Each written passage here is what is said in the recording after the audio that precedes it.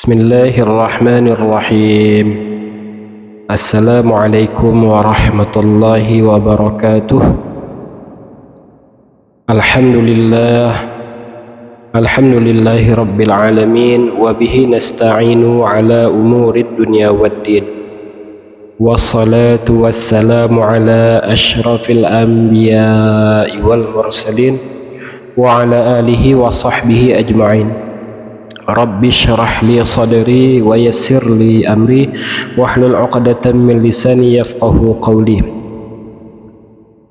Qala al-musannif rahimahullahu ta'ala wa adama nafa'ana bihi fid dharain wa la hawla wa la quwwata illa billahil aliyyil azim, amma ba'du. Saudara-saudaraku, apa kabar semuanya?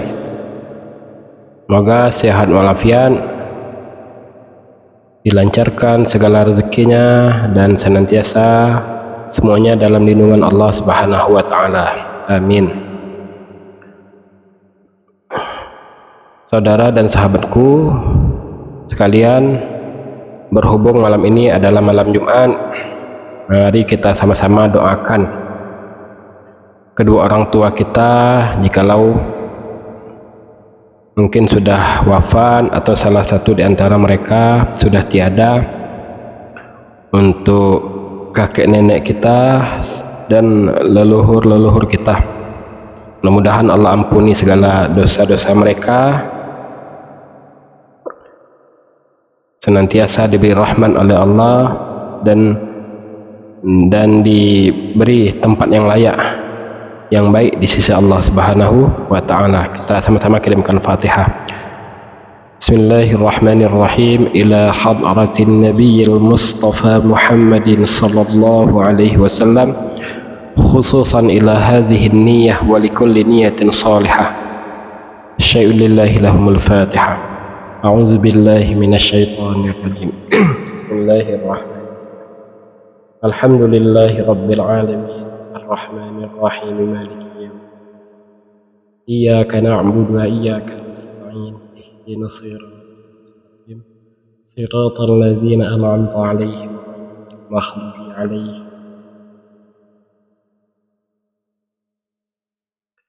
Ya rabbal alamin.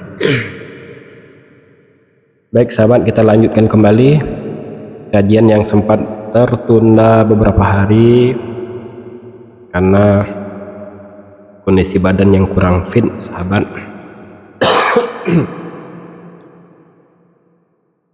Perlu diketahui bahwa seorang suami hendaknya melaksanakan hal-hal sebagaimana yang akan disampaikan berikut ini kepada sang istri atau istri-istrinya.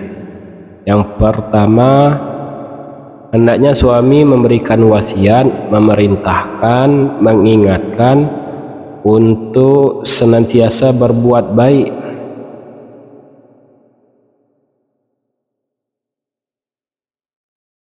dan menyenangkan hati istri, begitupun sebaliknya. Sebagaimana di dalam hadis diterangkan, qala Nabi sallallahu alaihi wasallam, rahimallah rajulan qala ya ahlahu salatakum siyamakum zakatakum miskinakum yatimakum jiranakum la'allallaha yajma'ukum ma'hum fil jannah.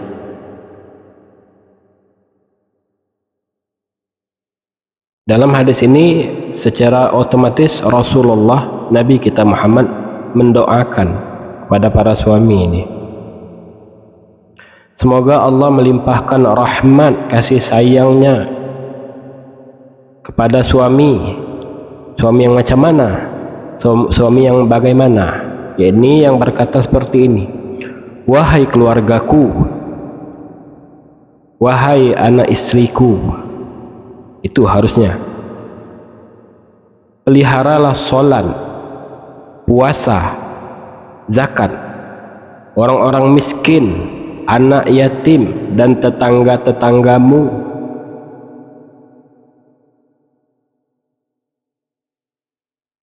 Kalau kalian melakukan itu, semoga Allah mengumpulkan kalian semua, mengumpulkan kamu semua bersama mereka di dalam syurga.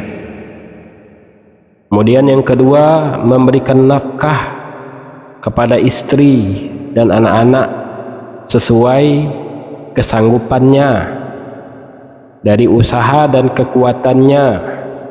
Yang ketiga, suami hendaknya bersabar, menahan diri dan tidak mudah marah apabila istri menyakitin hatinya yang menyangkut persoalan pribadi, ya, bukan penentangan terhadap agama atau sesuatu yang bersifat ilahiyah, sakral. Yang keempat, suami hendaknya bersikap lemah lembut dan berbuat baik terhadap istrinya. Sebab pada umumnya wanita ini kurang sempurna akal dan agamanya. Nah, hal ini disebutkan dalam sebuah hadis. Laula annallaha sataral mar'ata bil haya'i lakanat la tusawi kaffam min turab. Andai kata Allah tidak menutupin wanita-wanita ini dengan sifat malu, niscaya perempuan ini tidak ada harganya dan tidak dapat menyamai harga secakup tanah. Nah, bayangkan, secakup tanah tidak dapat disamai, saking rendahnya nilai wanita seperti ini. Yang kelima, hendaknya sang suami menuntun, membimbing istrinya kepada jalan kebaikan, sebagaimana Imam Romli dalam kitabnya Umdatur Rabih mengatakan, suami tidak boleh memukul istrinya karena meninggalkan sholat, akan tetapi cukup diingatkan, dikasih tahu, diperintahkan. Nah, perkara dia mau mendengar, mau patuh atau tidak, itu urusan dia terhadap Allah Subhanahu wa ta'ala.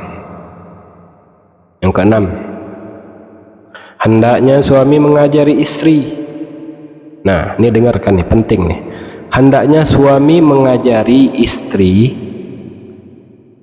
tentang masalah agama, sebagaimana dikatakan oleh Syekh Atiyah, suami hendaknya mengajar, mendidik, membimbing istrinya apa yang menjadi kebutuhan agamanya, dari hukum-hukum bersuci seperti mandi haid, janabah, wudhu, dan tayamum. Harus paham ini berkenaan dengan masalah haid atau menstruasi, bahasa Indonesianya, bahasa kesehatannya. Yang perlu diajarkan kepada istri adalah menerangkan tentang ihwal, hal keadaan solatnya yang harus diqodo, yang harus dibayar. Nih paham ini nih. Jika darah haidnya telah terputus, artinya telah terhenti menjelang maghrib, yang kiranya masih waktu untuk melaksanakan sholat 1 rakaat, masih ada waktu untuk melaksanakan sholat walau 1 rakaat, maka ia wajib mengqadha sholat zuhur dan asarnya. Dan sekiranya darahnya itu terputus menjelang subuh dan diperkirakan masih dapat menunaikan sholat 1 rakaat, maka wanita itu wajib mengqadha, membayar sholat maghrib dan isya. Nah, inilah hal-hal yang minimal harus selalu diperhatikan oleh seorang istri. Hal ini disebutkan di dalam kitab Ihya Ulumuddin karangan Al-Imam Ghazali rahimahullahu ta'ala. Nah, yang ketujuh, suami harus mengajarkan berbagai macam ibadah, seperti istri berbagai macam ibadah kepada istrinya, baik ibadah fardu maupun ibadah sunnah, seperti sholat, zakat, puasa, dan haji. Jika suami dapat mengajari istrinya sendiri, maka